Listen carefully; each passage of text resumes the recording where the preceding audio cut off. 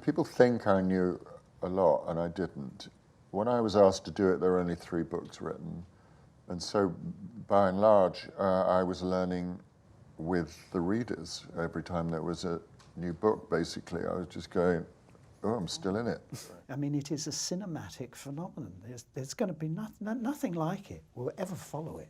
Mm-hmm. And there was nothing like it before or since. It is a unique experience. 10 years where we were a family and watching the kids grow up and then seeing them have the chops to really tackle those later books that are darker and more complex. It was an extraordinary thing to think that they got, each time, they got the whole cast back. It was a really lovely experience. It's always very hard for me to talk about my experience of the Harry Potter phenomenon because I really don't have one. My experience of it is of the work and of what was my day-to-day life. But when you're surrounded by it and you're just doing the work all the time, you don't really ever sit back and see, what an expansive, global phenomenon it really is. It's sort of a case of not being able to see the wood for the trees. I mean, you when you're in that environment every day, it just becomes such a routine and never one that you got bored of or it was always very exciting. But people would expect, I think, that I would have a real take on the phenomenon, but I don't, because I really have, my experience of it is a very, very personal one. It's not that I do films very often, and I do pretty much films when I'm running out of money. So I was running out of money, and they didn't want to make Children of Men, and so and they sent me Harry Potter, and I haven't seen Harry Potter, read Harry Potter or anything, but I just said, okay, this is ridiculous. And I was making fun of it. And Guillermo del Toro called me and says, what's happening? He says, well, can you believe me? They offered me this Harry Potter thing. I was laughing. And he says, have you read it? I says, no. He says, well, you're a fucking arrogant asshole. If you know Guillermo, he was mild. And I says, why? He says, well, read it first and then tell me that, So I went and read it, and actually, I loved it. I have to say, the proposal of being the Harry Potter, I was totally ignorant of Harry Potter. I didn't know the books. I hadn't seen the earlier films. But then this approach was made about playing the key villain, and it was really Martha, my sister, said, "Oh, you must understand, this is huge. All the children, her children, are into Harry Potter. You really have to take this seriously." But actually, it was Mary and Mike Newell, the director, who I'm working with now again, and the Davids, David Heyman, David Barron, but principally Mary, who pursued me. And Mary was, I have to say, she wasn't well. She wasn't well, and she died shortly afterwards, very tragically. But I was very affected by her tenacious approach right into the sort of, when she was really not in a good way. And that really moved me, and something about the flame of Mary being determined to get me to play Voldemort sort of pressed a trigger in me.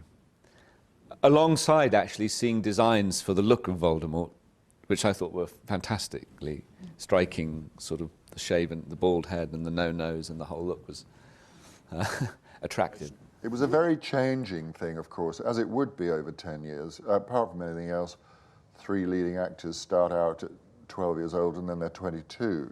Meanwhile, CGI is growing up along with you. So at the beginning of it all, we used to go off on location. Forget that by the end of it. We were in a pile of old grass at the back of Leavesden Studios with a big football stadium of lights. And I will never forget, on the last film at 3 o'clock in the morning, Michael Gambon staggering up this piece of old grass, looking at me and saying, "Am I dead in this scene?" It's interesting working with kids because a great deal of the time it's really 4 hours of acting over a 12-hour day because they have to go off to school.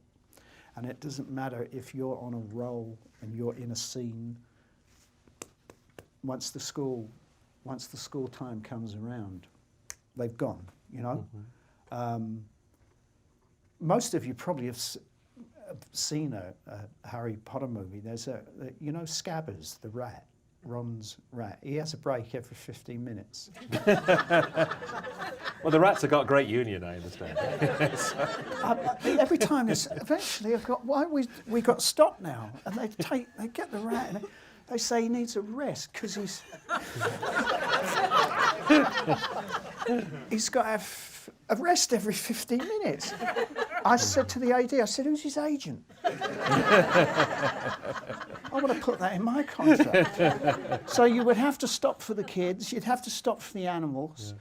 It was an interesting interesting process. The fact that we didn't all suddenly stop caring about the work and go off the rails and all those things that people expected or, you know, feared would happen, it comes from the fact that we always cared about the work because the crew always cared about the work, because every day when we went in there, you know, that's what I feel this series is remarkable, because it's a huge multi-billion-dollar studio thing, but which all has connotations and can, when you say that to somebody, can make people sound like, it can make it sound like it was just a kind of a factory process of churning these films out. But there was so much love and care put into all these films, and it was because we all were growing up together. There were a lot of people that, not just in the cast but in the crew, that were there for 10 years, and so you've invested time in something and you want it to turn out well, and everybody, or, you know, 99% of people took a huge amount of pride in their work. I'm sure there were a couple of people for whom it was just a job,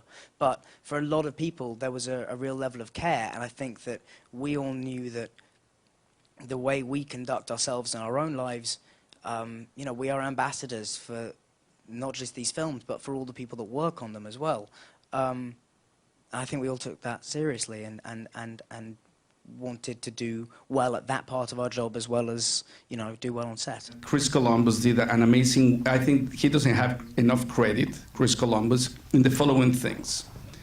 In many ways, he really launched the franchise. And the most important thing is that he put together an amazing cast. And I was inheriting that amazing cast. And he had the amazing wisdom of getting Stuart Craig as a production designer. I think that Stuart Craig is one of those great masters of production design. And so Stuart has created an amazing universe for the series.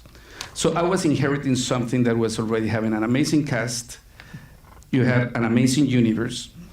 And it was a machine that it was already in motion. It's not that you were going to, you know, when you start putting together your film, it's the whole struggle of, the whole setup of putting it together, even before you start prepping the film. You don't have to go through that. At one point, I think Alfonso Cuaron directed himself into a corner.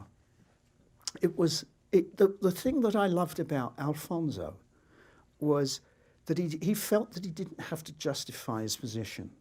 He didn't have to stand there every time and say, I know it all. I've got it all planned, and I know exactly what I'm doing at every given moment. And the great thing was we were like, I think 13 people in a room that was moving as well. It was on hydraulics. And we were in the scene, and he had some, I mean, Tim Spool, and he had the kids, and he had Alan Rickman, God bless him, David Thewlis, and there were so many eye lines that by the end he didn't know if he was coming or going. And he just sort of, he directed himself into a corner. And he said, hang on a minute, guys.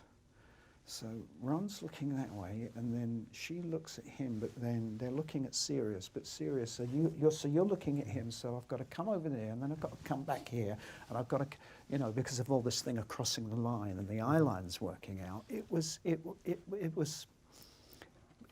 I loved him that day. You know what I mean? He's a really lovely man and a brilliant director, a real artist. He's the true he's the real McCoy, Alfonso. But God, I loved him that day because he just scratched his head and just said, "I don't know what I'm doing." it's nice to hear sometimes. Then when I saw the other ones, I was, wow, look, all of those ones, they have way more visual effects. You know, it says yes, but after number 3, we knew that the franchise was really going to work, so we inject more money. So what I had to say is that my Harry Potter is the one that would cost the least, because they didn't know if there was going to be a franchise that was going to keep on going, but it's also the one that has earned the least. Seriously?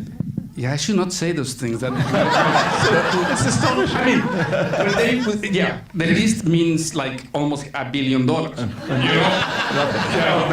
Yes. Yeah. It was amazing. I mean, we were suddenly wanting to be actors and suddenly surrounded by the most amazing talents. I mean, the thing I think that sums up Potter is David Bradley, who plays Filch, who is one of the greatest stage actors of his generation, who played Henry IV 3-4 years ago, and he does enough. I mean, he's brilliant as Filch, but it's a small part. That's the quality for all the way through. I mean, even the smallest parts are generally filled by the most incredible actors, and we were surrounded by that, so we were incredibly lucky. I mean, I think the people who were the biggest influences on me were Gary Oldman, because he's fearless, and I loved working with him. I feel that just by being in the same room as him, the quality of my work was elevated immeasurably. Some actors have that effect on you. John Hurt is another person who has that effect, where you don't even feel like you have to. It's easy. You don't have to do anything. The performance comes out of you, and it's drawn out by that other person. Imelda Staunton is an amazing woman, as well as being an incredible actress. You know, it is just an embarrassment of riches.